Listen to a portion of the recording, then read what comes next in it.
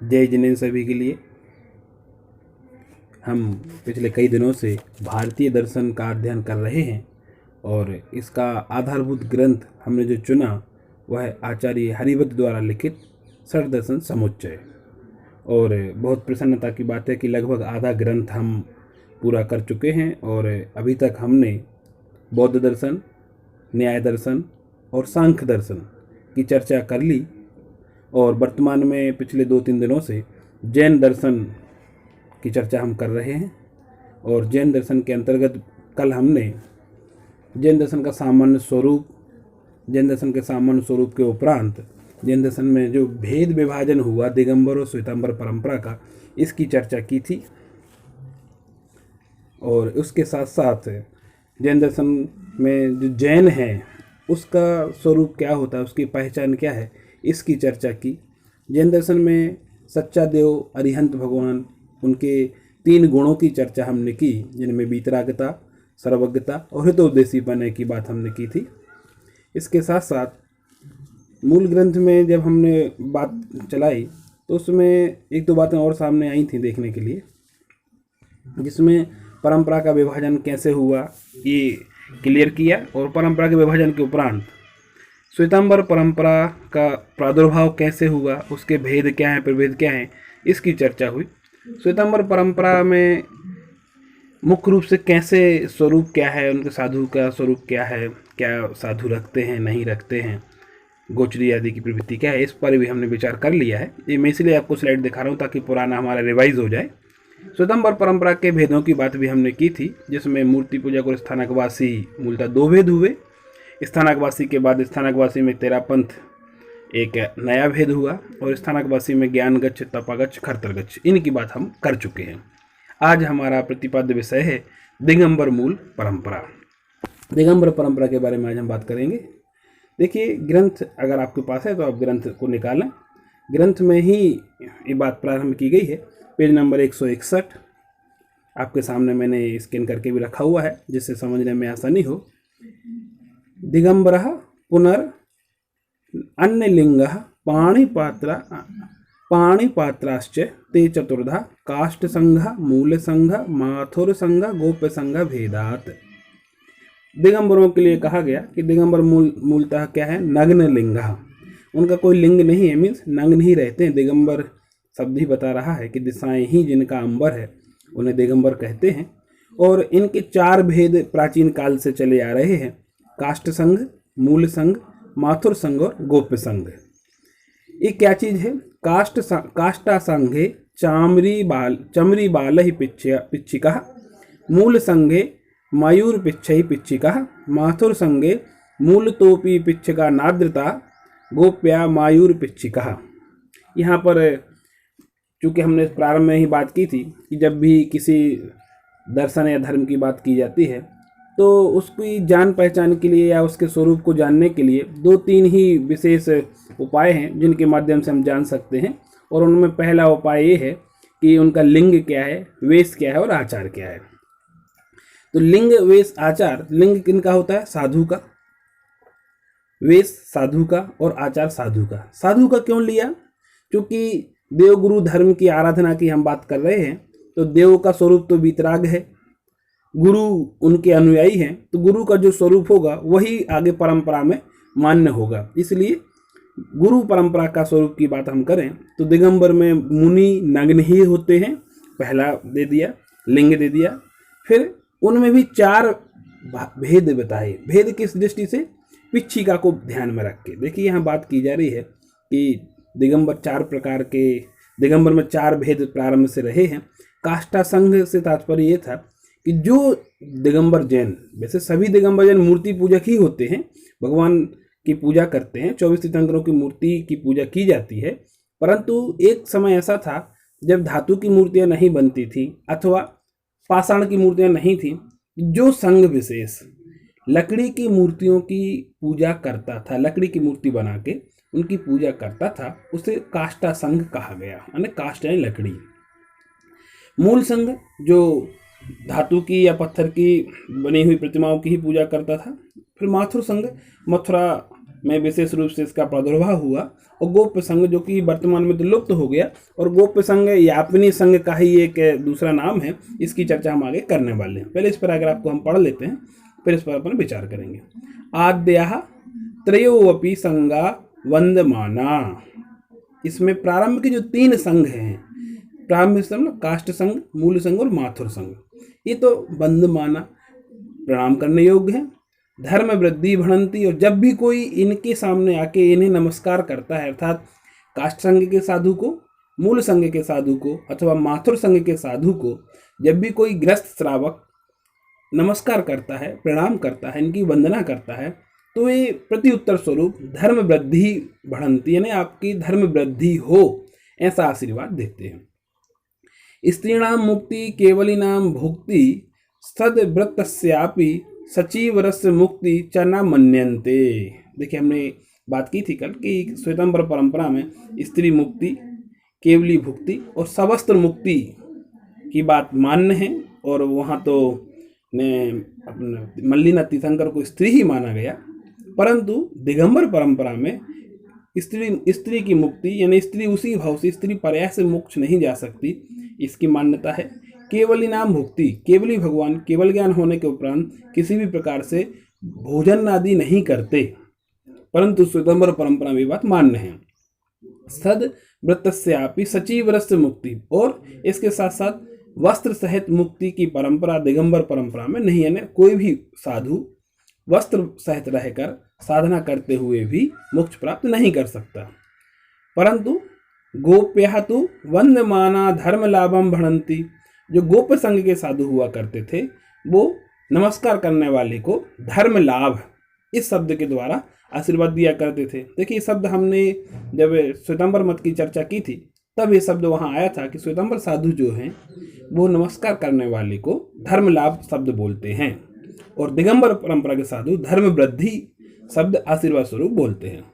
तो गोप्यः तु वंदमाना धर्म लाभम भणन्ति, स्त्रीणाम मुक्ति केवलिनाम भुक्तिम च मन्यन्ते, और जो गोप्य संघ के साधु थे वो स्त्रियों की मुक्ति और केवली भगवान समोसरण में बैठ रह करके भी उपदेश आदि देने के साथ साथ भोजन भी करते हैं, ऐसा उनका मानना था। इसके बाद गोप्यः यापनीया इत्यपि उच्यन्ते, जो गोप्य संघ के साधु हैं वो यापनी संघ के नाम से भी, यानी अपर नाम उनका यापनी संघ था, ये भी अपर नाम से जाना जाता है। यापनी संघ क्या चीज़ है? देखिए, एक समय ऐसा आया जब एक राजा रानी या सेठ सेठानी कहें, दोनों 2 अलग अलग परंपरा के थे, दिगंबर और श्वेतांबर। इस दोनों परंपराओं में एक कथा प्रचलित है, इसलिए मैं किसी परंपरा का नाम नहीं लेता। तो दिगंबर राजा था, रानी श्वेतांबर थी। मुनि अगर नगर में आते हैं, दिगंबर मुनि पधारे तो सेठानी नहीं चाहती थी, या राजा श्वेतांबर था तो वो नहीं चाहता था कि कोई भी दिगंबर मुनि नगर में प्रवेश करे, और रानी चूँकि उनकी भक्त थी, तो ऐसा कोई प्रसंग आता है कि साधु को कहा गया कि चूँकि इस नगर में धर्म प्रभावना अनिवार्य है, इसलिए आप अपने वेश को परिवर्तित करके नगर में प्रवेश करें, और धर्म जब वृद्धि हो जाए, धर्म फैल जाए, प्रचार प्रसार हो जाए, और लोग जब आपके अनुयायी बन जाए, तो आप पुनः वेश में आ जाइएगा। परंतु ये परंपरा कितनी सही है, कितना गलत है, ये तो इतिहास की बात है, पर ये उल्लेख मिलता है। और ये यापनी शब्द इसलिए कहा कि जीवन यापन के लिए, अर्थात चूंकि आपको यहाँ पर कुछ समय रहना है और धर्म का प्रचार प्रसार करना है, अथवा अपनी आहारचर्या आदि संयम की निर्वहना के लिए आपको यहाँ रहना है, तो दिगंबर परंपरा के साधु वस्त्र सहित रह के उन्होंने चर्या का प्रारंभ किया। इस दृष्टि से वो दिगंबर तो नहीं रहे क्योंकि सवस्त्र हो गए, परंतु एक यापनीय शब्द वहाँ सामने आया कि उन्होंने चर्या के यापन के लिए वेश बदला, और फिर श्वेतांबर परंपरा के मान्यता अनुसार वो वहाँ रहे, इसलिए उन्हें श्वेतांबर भी कहा जाने लगा। सर्वेषां च भिक्षाटने भोजने च 32 अंतराया मलाश्च 14 वर्जनीयाः। देखिए, ये लाइन बहुत इंपॉर्टेंट है। यहाँ क्या कहा? यद्यपि यापनी संघ भी वहाँ था, और यापनी संघ श्वेतांबर परंपरा के अनुसार, यानी श्वेतांबर साधु जिस तरीके से भोजन आदि चर्या करते हैं अथवा जीवन यापन करते हैं, वस्त्र आदि पहनते हैं, स्त्री मुक्ति केवली भुक्ति मानते हैं, वैसा मानते थे, परंतु आहारचर्या में एक समानता थी, क्योंकि वो पहले तो दिगंबर साधु ही थे ना, इसलिए सर्वेषां च भिक्षाटने भोजने च, सभी साधु चाहे वो काष्ठ संघ के हों, चाहे मूल संघ के हों, चाहे माथुर संघ के हों या गोप संघ के हों, सभी साधु भिक्षाटन में यानी जब आहार के लिए जाते थे तो भोजन करते समय 32 अंतरायः 32 प्रकार के अंतरायों को टाल कर ही भोजन लेते थे। यानी 32 प्रकार के अंतराय में से अगर किसी एक का भी समागम में निमित्त प्राप्त हो जाए या एक की भी उपस्थिति हो तो वो भोजन त्याग देते थे। इसके साथ साथ मलाश्च चतुर्दश वर्जनीय और 14 मल दोष भी होते हैं, उनकी चर्चा हम आगे करेंगे स्लाइड के माध्यम से। तो 14 प्रकार के मल दोष और 32 प्रकार के अंतराय, इनको टाल करके ही भोजन लिया करते थे। शेषाम आचारो गुरौ च देवे च सर्वम श्वेतांबरहि तुल्यम। यहाँ आचार्य हरिभद्र स्वयं लिखते हैं कि शेषाम, और हो सकता है हम हरिभद्र के साथ साथ चूंकि ये टीका गुणरत्न सूरी ने लिखी है तो उन्होंने ये बात को विशेष उल्लेख के साथ लिखा कि शेषाम आचारो अर्थात स्त्री मुक्ति, केवली भुक्ति और सवस्त्र मुक्ति, ये 3 चीजें मूल हैं अंतर के लिए। इसके अलावा सभी आचार से तात्पर्य 13 प्रकार के चारित्र की बात हम कहें वो है सब दोनों का समान है। देव अर्थात बीतरागी ही देव होते हैं, इसमें भी कोई दिक्कत नहीं है। तो शेषम आचारे गुरौ च देवे च सर्वम श्वेतांबरहि तुल्यै नास्ति तेषां मिथ्या, अर्थात उनमें किसी प्रकार का दोष मतभेद नहीं है। शास्त्रेषु तर्केषु अपरे भेदा, कुछ अंतर अगर कहीं आता है तो शास्त्र और दर्शन शास्त्रों में अन्य कुछ विशेष भेद नहीं है। अर्थात शास्त्र में अंतर से तात्पर्य सभी 7 तत्व 9 पदार्थ मानते हैं, 6 द्रव्य मानते हैं, रत्नत्रय द्वारा ही मुक्ति होती है, ये बात मानी जाती है, इसमें कोई भेद नहीं है। अब हम थोड़ा सा विचार करें जो ऊपर बात की है चारों प्रकार के दर्शनों की या भेदों की, तो इस भेद को हम इस चार्ट के माध्यम से समझ सकते हैं। देखिए सबसे पहले दिगंबर में काष्ठ संघ, मूल संघ, मथुर संघ और गोप संघ, ये 4 भेद प्रारंभ से ही चल रहे हैं। इन चारों में भी थोड़ा सा हम विचार करें तो दिगंबर में काष्ठ संघ क्या चीज है? जो मुनि चमड़ी गाय के बालों की पिच्छी रखा करते थे, अर्थात मयूर पिच्छी नहीं रखते थे, वो एक पहचान थी काष्ठ संघ की, और लकड़ी की मूर्ति की पूजा किया करते थे। वर्तमान में यह संघ लुप्त हो चुका है, अब काष्ठ संघ का कोई साधु या कोई परंपरा प्रवर्तमान नहीं है। फिर है मूल संघ। मूल संघ के मुनि मोर पंख की पिच्छी रखा करते थे। मूल संघ वर्तमान में 3 भागों में विभाजित होकर के प्रचलन में है, 13 पंथ, 20 पंथ, भट्टारक पंथ।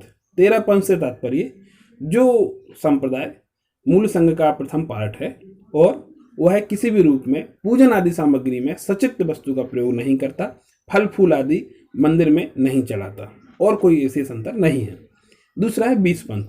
20 पंथ परंपरा में पूजन के काल में पूजन करते समय सचित्र फल फूल चढ़ाने की व्यवस्था है या एक परंपरा है, और अवसर विशेष पर लड्डू आदि भी विशेष रूप से चढ़ाए जाते हैं, यानी नैवेद्य के रूप में वस्तु विविध प्रकार के खाद्य पदार्थों को चढ़ाने की एक परंपरा है। तीसरा है भट्टारक। पहले जो 13 पंथ और 20 पंथ हैं इनके साधु तो समान ही होते हैं, साधु में कोई अंतर नहीं होता, साधु नग्न ही होते हैं, पिच्ची कमंडल के अलावा अन्य कोई वस्तु अपने पास नहीं रखते हैं। परंतु भट्टारक परंपरा में एक विशेषता है कि साधु सवस्त्र होते हैं, गेरुआ रंग का पूरा वस्त्र पहनते हैं, साफा लगाते हैं। यद्यपि भोजन आदि एक समय ही करते हैं तथापि वस्त्र सहित होते हैं, और इनका विशेष रूप से कार्य तत्व या जैन धर्म के प्रचार प्रसार का रहता है, वैसे सभी साधुओं का रहता है, परंतु भट्टारक साधु वाहन आदि का प्रयोग भी करते हैं और देश विदेश में भी जाकर के धर्म का प्रचार प्रसार करते हैं। विशेष रूप से भट्टारक परंपरा वर्तमान में दक्षिण भारत और महाराष्ट्र के विशेष हिस्सों में प्रवर्तमान है।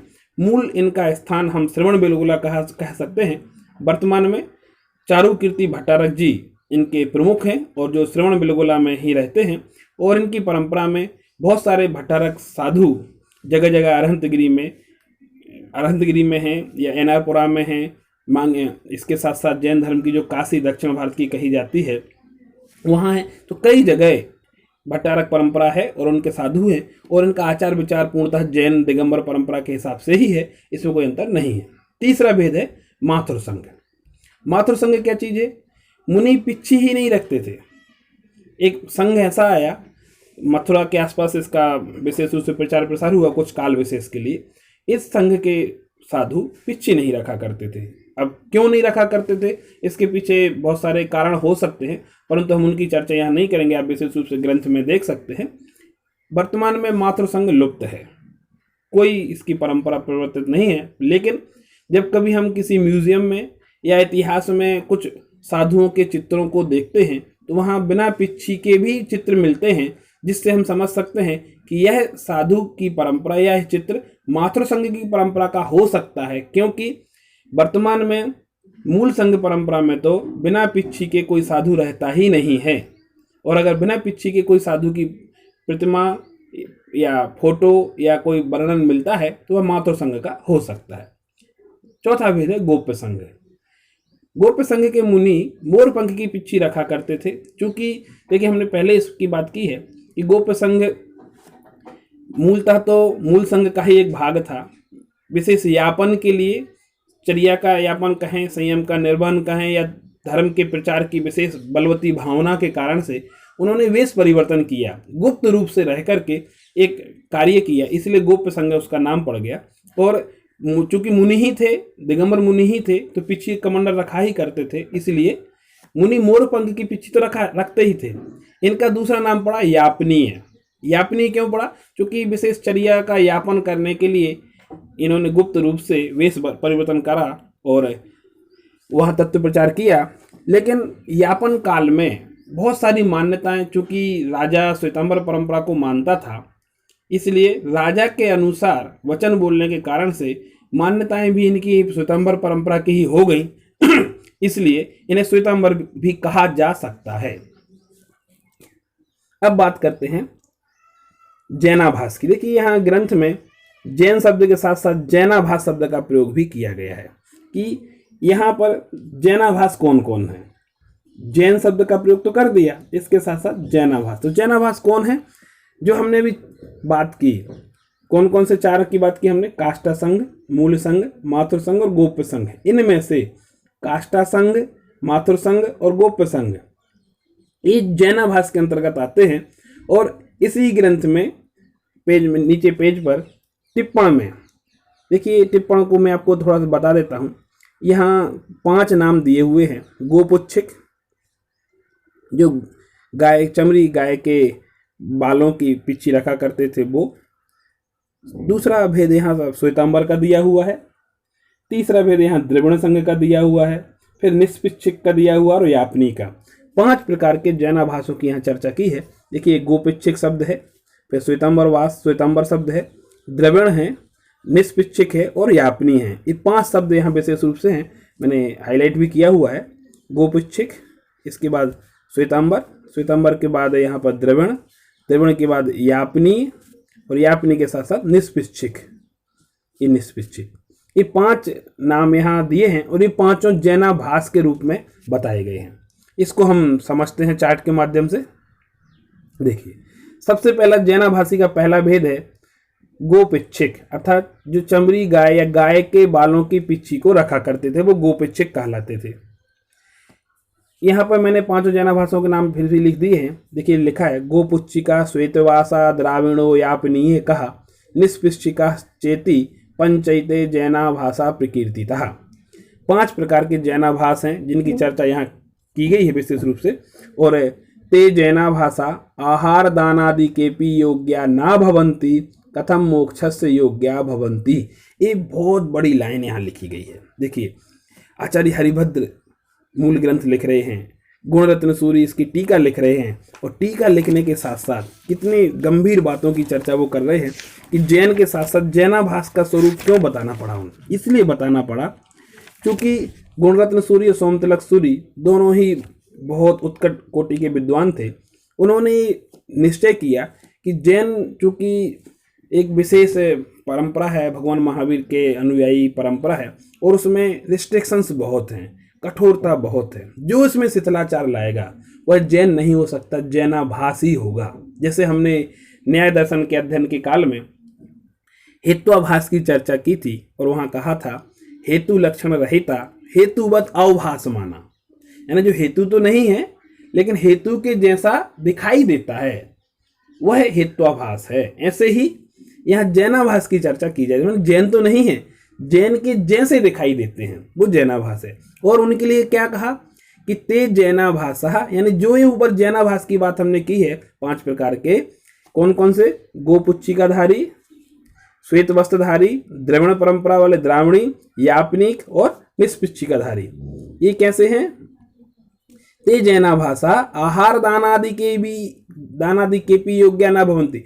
आहार दान देने के भी योग्य नहीं, यानी कोई श्रावक इन्हें आहार दान भी देता है तो मुनि को आहार दान देने का जो पुण्य लाभ है वो इन्हें प्राप्त नहीं होता, तो फिर जो आहार दान आदि के योग्य भी नहीं है वो मुनि मोक्ष के योग्य, मोक्ष के पात्र कैसे हो सकते हैं, या उनकी भक्ति सेवा करने से, उनकी शुश्रूषा करने से किसी को मोक्ष कैसे मिल सकता है, नहीं मिल सकता। इतनी बड़ी बात इन्होंने कही जैनाभास के संदर्भ में। अब जैनाभास के एक एक स्वरूप को हम विचार करते हैं। यहाँ पर जैनाभास के अगले स्वरूप की बात हम कर रहे हैं, और जिसमें विशेष रूप से अगला जैनाभास का जो स्वरूप है वो हम देखते हैं। सबसे पहला है गोपिच्छिका वाला। गोपिच्छिका क्या चीज़ है, हमने अभी पहले भी चर्चा की थी इसकी, कि जो गाय के बाल होते हैं, पूंछ के बाल, उन गाय के पूंछ के बालों की पिच्छी रखा करते थे, वो गोपिच्छिकाधारी कहलाते थे। अब कई सारे प्रसंग इसमें जुड़ सकते हैं, क्वेश्चन हो सकते हैं कि भाई मयूर पिच्छी क्यों नहीं रखते थे, या गाय के बालों की पिच्छी रखने की आवश्यकता क्या है, बिना उसके भी काम चल सकता था, या कुछ भी क्वेश्चन हो सकते हैं, क्वेश्चन कोई भी हो सकता है। परंतु हम इनके स्वरूप की चर्चा यहाँ जरूर करेंगे, क्योंकि इस ग्रंथ में ही टीका में इनके स्वरूप की चर्चा की गई है, इसलिए हम विचार करते हैं एक एक पर। सठ प्राभृत टीका के अंतर्गत दर्शन प्राभृत में प्रश्न नंबर 11 पर तथा प्रस्तुत ग्रंथ सठ दर्शन समुच्चय में प्रश्न नंबर 161 पर जो टिप्पण दिया गया है, उस टिप्पण के आधार पर मैं यहाँ ये चर्चा कर रहा हूँ विशेष रूप से। और यहाँ पर जो भी मैं चर्चा कर रहा हूँ उसका आधार मूल ग्रंथ ही है, इसलिए किसी प्रकार से कोई संदेह नहीं होना चाहिए। और ये भी नहीं होना चाहिए कि ये वर्तमान में है नहीं है, होते हैं नहीं होते हैं, ऐसा कुछ नहीं है। स्वरूप जानना बहुत आवश्यक है, ताकि अगर कोई व्यक्ति, कोई साधक इस रूप में दिखाई देता है तो उनका हमें योग्य आदर सत्कार करना, नहीं करना, या करने के उपरांत हम उनसे क्या लाभ होगा, इसकी जानकारी तो हमें होना ही चाहिए। देखिए जैनाभासी का स्वरूप, जिसमें गोपुच्छिकाधारी का मत, इसकी चर्चा हम कर रहे हैं। इत्थीणम पूर्ण देखा खुल्लय लोयस वीर्य चरियत्तम कक्कय केसक गहणम छट्टम च गुणबदम नाम। देखिए इसकी गोपुच्छिकाधारियों का स्वरूप बता दिया, अर्थात स्त्रियों को दीक्षा दी जाती है। छुल्लक जी भी वीर चर्या मतलब मुनि जैसी चर्या करते हैं। कड़े क्षण को ग्रहण करते हैं, कड़े क्षण से बहुत तीव्र व्रत आदि भी ग्रहण कर लेते हैं छुल्लक, जबकि मुनि के अलावा उनको कोई ग्रहण नहीं करना चाहिए। मुनि के आचार अनुरूप जो चर्या है वो मुनि ही करें, छुल्लक के अनुरूप जो चर्या है छुल्लक करें। परंतु छुल्लक संघ में जो छुल्लक हैं, एलक हैं, वो भी मुनिवत आचरण करा करते हैं। दोनों को छठवां गुणस्थान होता है ने, छुल्लक और एलक इनको भी छठवां गुणस्थान मानते हैं, जबकि दिगंबर मूल संघ परंपरा में इन्हें पंचम गुणस्थान से ऊपर का नहीं माना जाता। ऐसा मानने वाले ही गाय के बालों की पिच्छिका रखने वाले गोपिच्छिकाधारी का मत है, यानी जो स्त्रियों को दीक्षा देते हैं, यानी आरिका दीक्षा दी जाती है। आरिकाओं को, छुल्लक को, एलक को, इन सभी को छठवें गुणस्थान वर्ती माना जाता है जिस परंपरा में, अथवा ये इनके मत वाले आरिकाएं हों, चाहे छुल्लक हो चाहे एलक, सभी मुनिवत व्यवहार आचरण करते हैं, इसलिए इन्हें गोपुच्छिकाधारी का। और चूंकि गाय के बालों की, चमड़ी गाय के पूंछ के बालों की पिच्छी रखा करते थे, इस कारण से, इस सिंबल विशेष के कारण से मत गोपिच्छिकाधारी का चल गया। और इन्हें जो बात पहले कही थी कि इन्हें आहारदान देने से भी फायदा नहीं है, क्यों कहा, इसलिए कहा क्योंकि एक आगम की परंपरा है, दर्शन का विशेष नियम है कि छठवां गुणस्थान जिसके होगा वह पूर्ण निर्ग्रंथ होगा, उसी के हो सकता है। परंतु यहाँ पर हम विचार करें तो निर्ग्रंथता पूर्ण रूप से छठवें गुणस्थान के पहले नहीं आ सकती, और आरिका हो चाहे छुल्लक हो चाहे एलक हो, वो पंचम गुणस्थान वर्ती से ऊपर नहीं होते। इस कारण से वो बात कही कि इन्हें आहारदान आदि, मुनि के स्वरूप को जान करके मुनिवत आहारदान आदि देना, उससे कोई लाभ होने वाला नहीं है, इस कारण से ये बात कही। दूसरा भेद यहाँ पर हम बात करते हैं श्वेत वस्त्रधारी अर्थात श्वेतांबर को मत। ये भी उसी मूल ग्रंथ के आधार पर ही हम बात कर रहे हैं। और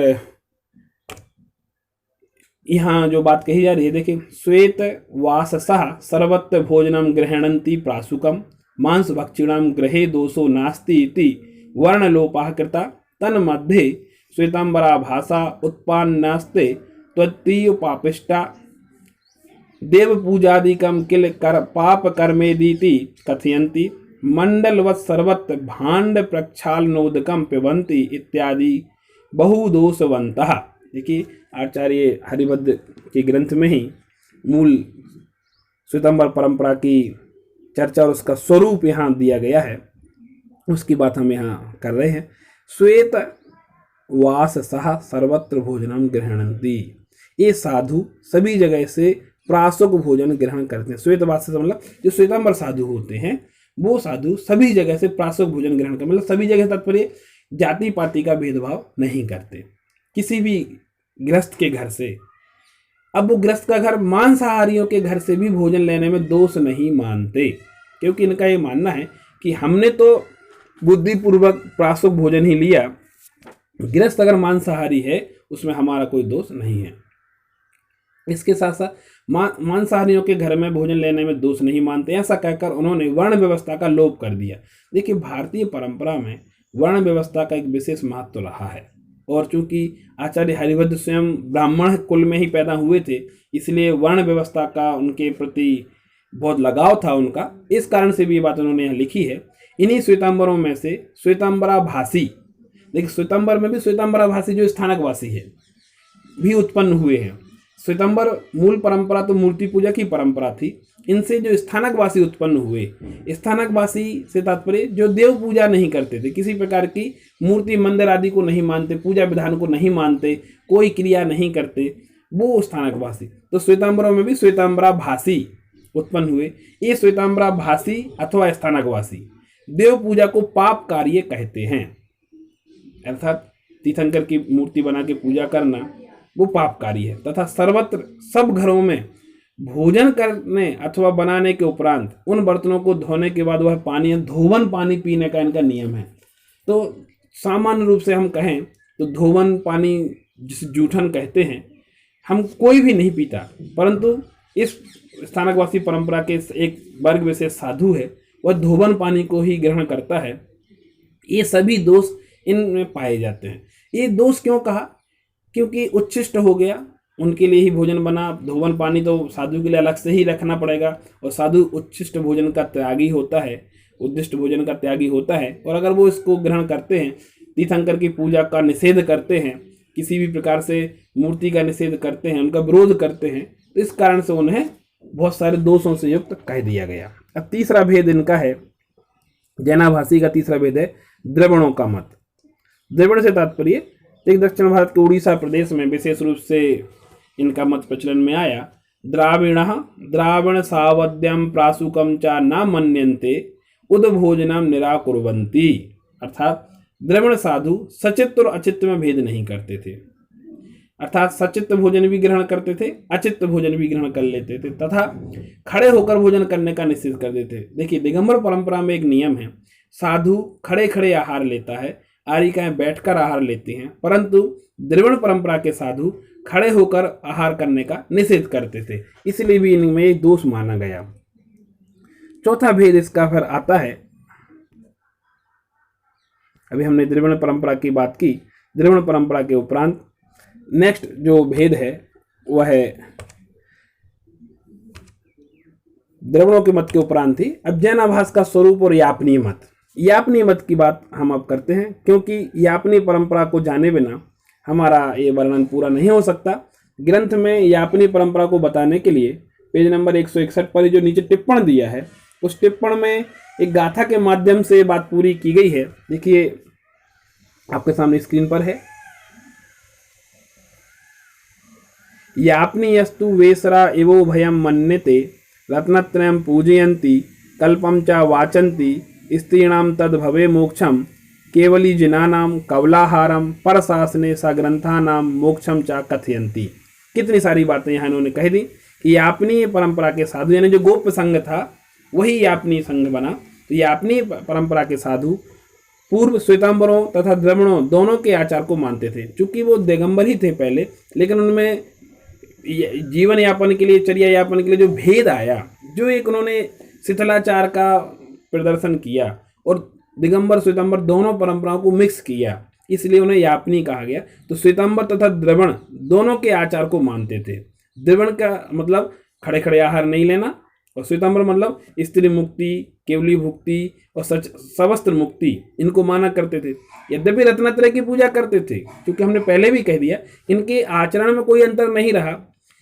कल्प का वाचन करते थे, कल्प यानी सूत्र का, जो श्वेतांबर परंपरा में 11 अंग आगम माने गए हैं उनका वाचन करते थे। स्त्रियों को उसी भाव में मोक्ष होना मानते हैं, अर्थात जिस भाव में उन्होंने दीक्षा ले ली उस भाव में मोक्ष हो सकता है। केवली भगवान को कबलाहरी मानते हैं तथा अन्य मत में परिग्रही साधुओं को भी, यानी जैनेतर साधुओं को भी मोक्ष होना स्वीकार करते हैं। ये यापनी संघ का एक मत था। इसके बाद अब चूंकि यापनी के उपरांत जो हमने अभी तक बात की उसमें अंतिम भेद है निष्पिच्छिकाधारी का। निष्पिच्छिकाधारी से तात्पर्य क्या है? एक संघ ऐसा भी था जो माथुर संघ के रूप में हमने जिसकी चर्चा पहले की थी, जो पिच्छिका धारण नहीं करता था, पिच्छी को नहीं मानता था। साधु तो होते थे परंतु वो पिच्छी के बिना ही रहते थे, वो निष्पिच्छिकाधारी साधु थे। उनकी चर्चा भी हमने की और उनमें उनका स्वरूप भी इस ग्रंथ में बताया गया है। निष्पिच्छिका मयूर पिच्छिकादिकम ना मन्यते। जो निष्पिच्छिकाधारी साधु हैं वो मयूर पिच्छी को नहीं मानते थे, अर्थात मोर पंख की पिच्छी नहीं रखते थे, कोई भी पिच्छी नहीं रखते थे। एक्चुअल में तो इनका मानना है कि पिच्छी को हाथ में लेने से, चाहे वह मयूर पंख की हो अथवा गाय के बालों की, सम्यक्त नहीं होता। पिच्छी को रखने और नहीं रखने दोनों स्थितियों में सम्यक्त नहीं होता। सम्यक्त के लिए तो आत्मा की आराधना की ही आवश्यकता होती है। अतः साधु, श्वेतांबर, बौद्ध अथवा किसी भी मत का हो, आत्मा के ध्यान से ही मोक्ष हो जाएगा।